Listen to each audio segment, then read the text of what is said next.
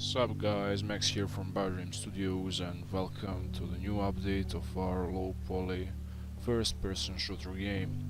So as I said in the second update or third, I can't really remember, I said that I'll be adding a weapon customization system, so bam, here it is. So yeah, this is just a test for now, it's like sneak peek for now. And we have our Scar L and we can rotate it by 360 degrees. We can separate it, as you can see, and now we can choose like the scope 2 or 3. Okay, I kinda like this one, yes.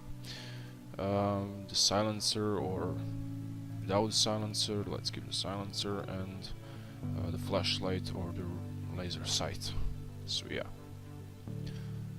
when you finish with customizing the weapon and you like the customization, just go unite and you have your you customize your gun and go on test weapon.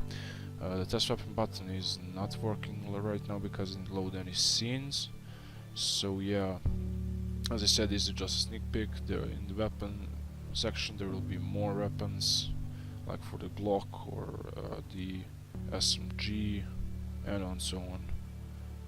So yeah, this is a little short update for the game, and I hope you like it.